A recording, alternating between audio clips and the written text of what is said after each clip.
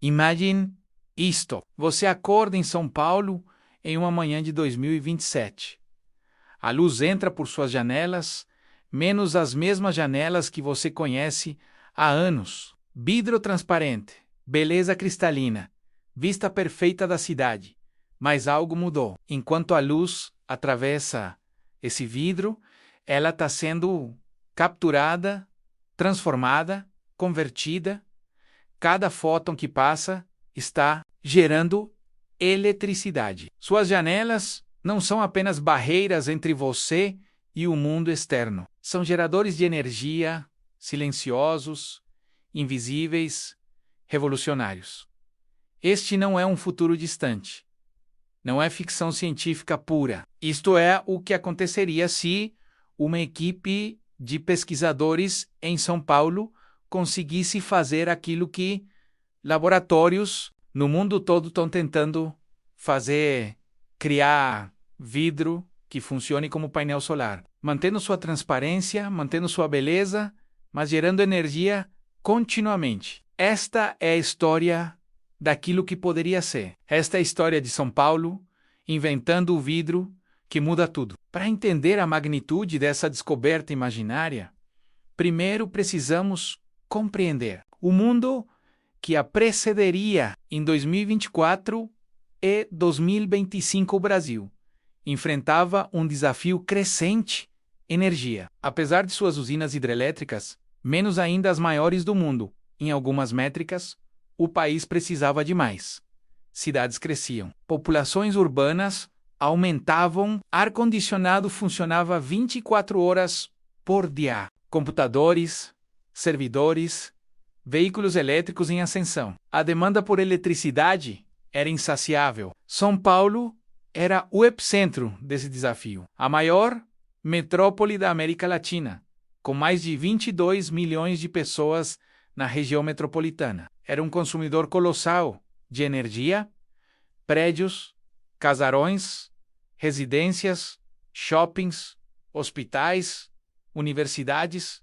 Cada estrutura era um consumidor de eletricidade, e a maioria delas tinha algo em comum: janelas. Bilhões e bilhões de metros quadrados de vidro. E foi aqui que alguém menos, vamos chamá-lo de visionário, porque é o que ele era menos, fez uma pergunta simples, mas transformadora. Por que essas janelas não fazem trabalho? Por que apenas deixam a luz passar sem fazer nada? Por que não transformar a fraqueza em força? Por que não deixar que o vidro seja um gerador? A pergunta não era nova. Cientistas em MIT, em universidades canadenses, em laboratórios chineses, todos estavam perseguindo a mesma ideia: vidro que gera eletricidade, janelas fotovoltaicas, Windows, que são, literalmente, geradores de energia, mas havia um problema: eficiência versus transparência. Quanto mais um material absorve luz para gerar eletricidade, menos ele deixa passar. Era um dilema aparentemente impossível. Agora, em nossa narrativa, vamos para um laboratório em São Paulo. Pode estar em Pinheiros, pode estar em Vila Madalena, pode estar em um prédio anodino em Tatuapé. A localização específica não importa tanto quanto o que estava acontecendo lá dentro. Pesquisadores brasileiros, trabalhando com colaboradores internacionais, tiveram uma ideia radical. Em vez de tentar fazer o vidro comum absorver luz e gerar eletricidade, o que é tecnicamente desafiador, eles perguntaram: e se usássemos materiais que absorvem especificamente os comprimentos de onda invisíveis ao olho humano? O espectro solar consiste em luz visível, aquela que nossos olhos veem, luz ultravioleta UV, invisível e prejudicial, e luz infravermelha IR, que sentimos como calor, também invisível. A maioria das tecnologias solares tradicionais absorve luz visível, mas a maior parte da energia do Sol está nos comprimentos de onda invisíveis. E se uma equipe em São Paulo pudesse criar vidro que absorve seletivamente UV e ir convertendo-os em eletricidade, enquanto permite que a luz visível passe completamente, vidro que seria indistinguível do vidro normal para nossos olhos, mas que seria um gerador de energia constante? Era uma ideia engenhosa, era uma ideia baseada em ciência real. Pesquisadores no MIT e em universidades chinesas estavam explorando ideias similares com materiais como perovskita, mas essa equipe em São Paulo vamos chamá-los de equipe X, porque em histórias os inovadores nunca têm nome simples. Menos conseguiu algo especial. Eles desenvolveram uma microestrutura cristalina, que quando incorporada ao vidro durante sua fabricação, criava uma camada ultrafina de material fotovoltaico. Esse material era tão fino que era invisível, tão fino que não afetava a refração de luz visível, tão fino que era praticamente indetectável, mas era efetivo. Testes iniciais mostraram resultados promissores. Uma janela padrão de 1 metro quadrado estava gerando, em média, entre 150 a 250 watts de eletricidade sob luz solar direta. Para efeito de comparação, um painel solar tradicional de 1 metro quadrado gera entre 150 a 200 watts. Ou seja, essa janela inovadora estava gerando tanto quanto um painel solar, mas era invisível. Era vidro. A história em nossa narrativa imaginária é que a equipe em São Paulo não apenas criou o vidro, eles o testaram em escala. Construíram um prédio experimental, um edifício de 5 andares em São Paulo, construído com esse vidro revolucionário. Começou a gerar sua própria eletricidade através de suas janelas. O edifício foi monitorado 24 horas por dia durante 6 meses. Os dados foram impressionantes. Durante o dia, sob sol direto, o edifício gerava quantidades significativas de eletricidade apenas através de suas janelas. Mesmo em dias nublados, quando a radiação solar era reduzida, o vidro continuava gerando. À noite, a geração caía, mas durante 12 menos 14 horas por dia, o edifício estava alimentando a si mesmo. E então, em nosso cenário, em uma conferência internacional em São Paulo, talvez Annual Summit de Energia Sustentável, talvez algum evento de inovação menos a descoberta foi anunciada. O mundo não estava preparado. A reação foi imediata. Jornalistas internacionais convergiram em São Paulo. Gigantes da energia, menos desde empresas de painéis solares tradicionais até conglomerados de energia menos, começaram a calcular as implicações. Arquitetos começaram a reimaginar edifícios. Planejadores urbanos começaram a sonhar com cidades que geravam sua própria energia através de suas próprias estruturas. Se 50% das superfícies de vidro em cidades brasileiras fossem cobertas com esse novo material, a capacidade de geração seria gigantesca. Terawatts de potencial geração transformaria o Brasil de um importador ocasional de energia em um exportador de capacidade energética. Vamos entender como esse vidro imaginário funciona. A base é um conceito real: concentradores solares luminescentes, transparentes, LCEs. Esses são materiais que absorvem fótons, partículas de luceta, de comprimentos de onda específicos e os remitem como luz de comprimento de onda diferente, que é então capturada por células solares de silício integradas nas bordas do vidro. No cenário de São Paulo, a equipe de pesquisa aperfeiçoou essa tecnologia, usando perovskita, menos um material que ganhou atenção internacional como um revolucionário na energia solar. Perovskita é, essencialmente, uma estrutura cristalina que pode absorver fótons de forma extremamente eficiente. É barata de produzir, pode ser depositada em camadas ultrafinas e pode ser otimizada para absorver especificamente UV, IR. Imagine o vidro dessa forma: camadas externas de vidro comum menos aquele que você conhece, aquele que você vê através, incorporadas nessas camadas, uma estrutura de perovskita tão fina quanto alguns nanômetros. Então, nas bordas invisíveis do vidro, em frames, em cantos, em áreas onde você normalmente não olha menos mini, células solares de silício cristalino que capturam a energia concentrada pelas estruturas de perovskita. O processo é silencioso, eficiente, invisível. A luz visível passa direto. O vidro se comporta como vidro normal, mas os comprimentos de onda invisíveis são capturados, transformados e convertidos em eletricidade, que flui através de microfios integrados para um inversor e depois para o circuito elétrico do edifício. É engenharia elegante.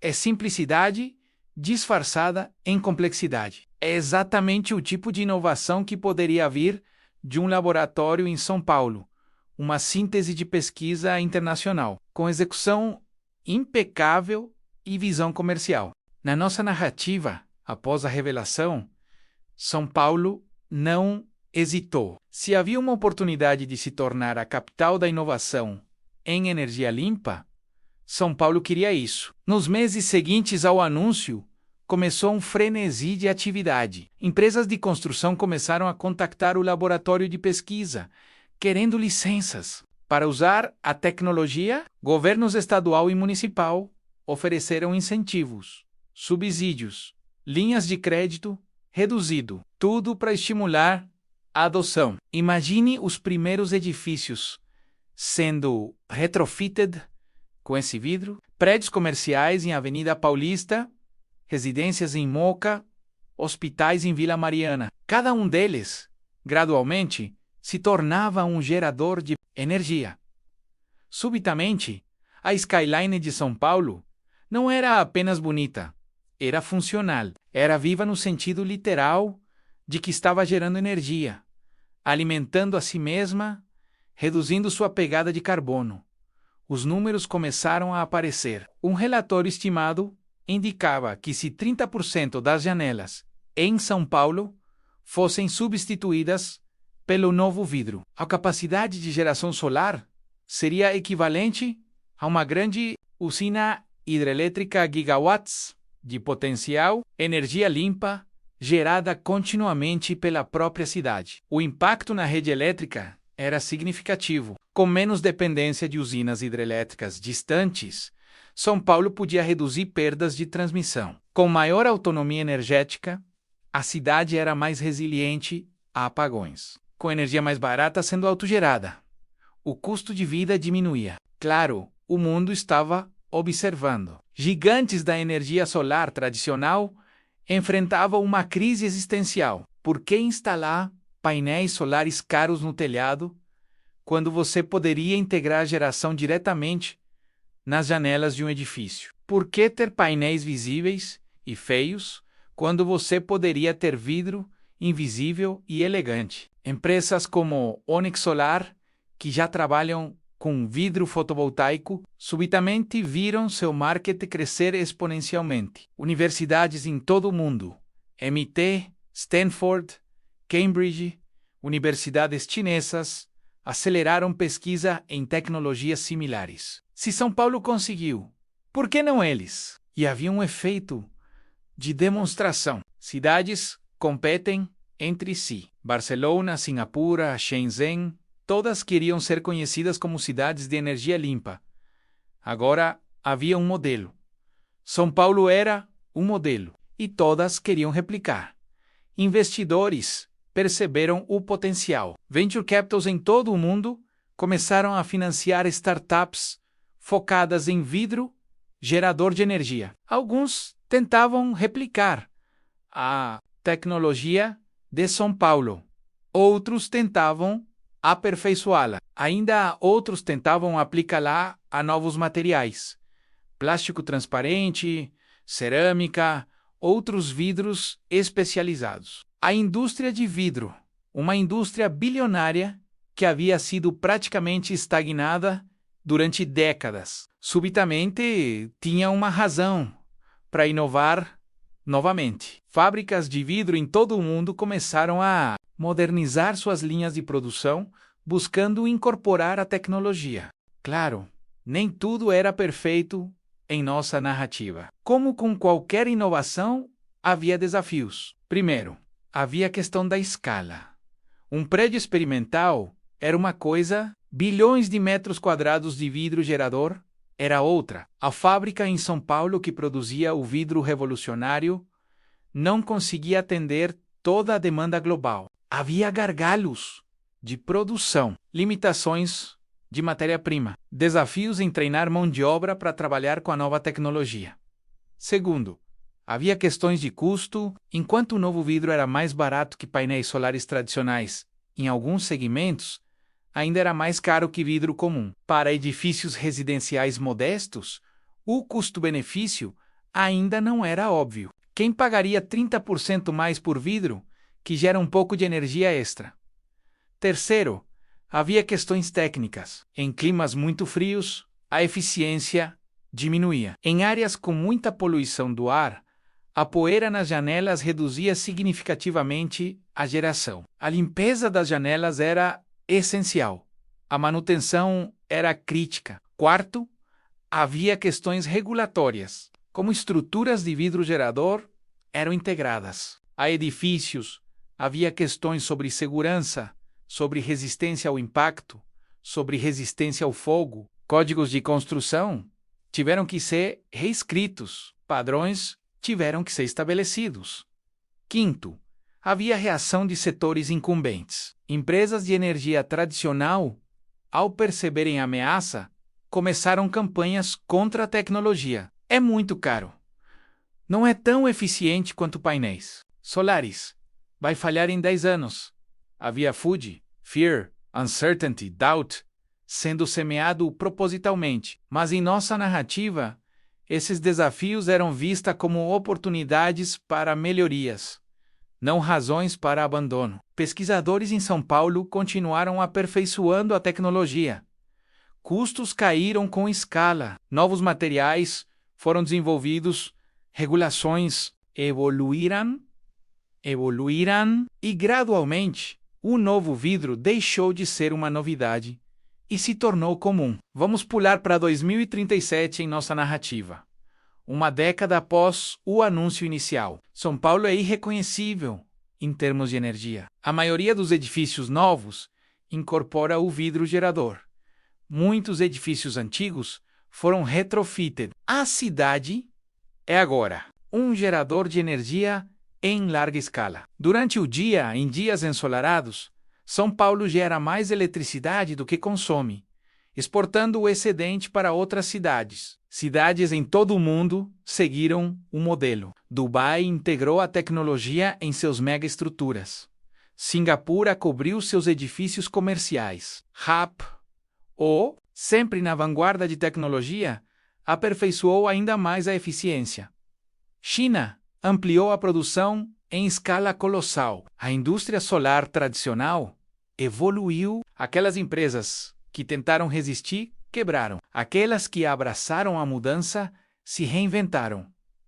Onyx Solar expandiu suas operações. Novas empresas nasceram. Startups que eram desconhecidas em 2027 foram avaliadas em bilhões em 2037. A rede elétrica global evoluiu, com cidades gerando sua própria energia. A demanda por transmissão de longa distância diminuiu. Usinas hidrelétricas foram desativadas. Não porque não funcionavam, mas porque não eram mais necessárias. Energia eólica e solar, agora aumentada pela geração em edifícios, dominavam a matriz energética de países desenvolvidos. As emissões de carbono caíram, não dramaticamente. Humanos ainda usavam combustíveis fósseis em transportação, mais significativamente. A aviação ainda queimava querosene. A indústria pesada ainda usava combustíveis fósseis, mas cidades inteiras agora operavam com energia limpa. E tudo começou com uma pergunta simples em um laboratório em São Paulo: por que não deixar que o vidro trabalhe?